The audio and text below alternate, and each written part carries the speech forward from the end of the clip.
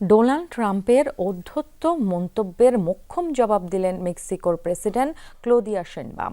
ট্রাম্পের সুরেই করলেন উপহাস। যুক্তরাষ্ট্রের নাম বদলে মেক্সিকান আমেরিকা রাখার প্রস্তাব দেন তিনি। মাদক ব্যবসায়ীরা মেক্সিকোর সরকার পরিচালনা করে। ট্রাম্পের এই মন্তব্যের উত্তরে বলেন, ভুল তথ্য নিয়ে বসে আছেন নতুন মার্কিন প্রেসিডেন্ট। শিয়া বাটার ও ভিটামিন ই সমৃদ্ধ lily glam beauty soap. Lily, always beautiful.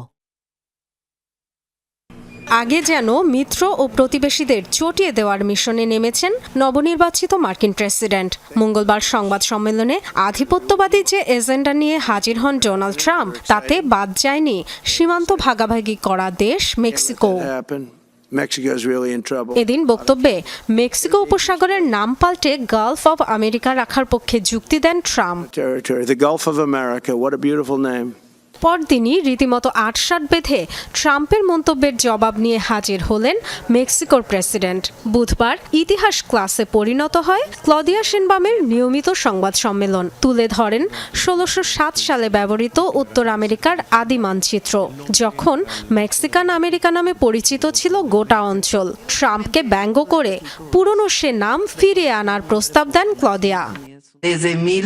জাতিসংঘ মেক্সিকো উপসাগর নামের স্বীকৃতি দিয়েছে। আমরা এটাকে মেক্সিকান আমেরিকা বললে কেমন হয়? শুনতে ভালোই লাগছে, তাই না? ১৬০৭ সালে কিন্তু এই নামেই ডাকা হতো। মেক্সিকো উপসাগর নামটিও তখন থেকেই প্রচলিত, আর এটা আন্তর্জাতিকভাবেও স্বীকৃত।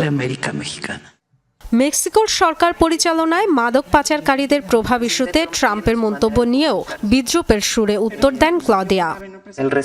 ডোনাল্ড ট্রাম্পের প্রতি শ্রদ্ধা জানিয়ে বলতে চাই, তার কাছে হয়তো ভুল তথ্য রয়েছে। মেক্সিকোর জনগণই দেশটির ক্ষমতার উৎস, আর তারাই নির্বাচন করেছেন প্রেসিডেন্ট।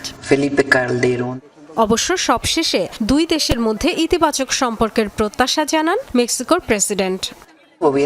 অন্তত ডোনাল্ড ট্রাম্পের ক্ষমতা গ্রহণ পর্যন্ত অপেক্ষা করা উচিত। আন্তর্জাতিক আইন তো রয়েছেই। আমার মনে হয় ডোনাল্ড ট্রাম্পের সাথে আমাদের সুসম্পর্কই হবে। নেতিবাচকতার কোনো কারণ তো দেখি না।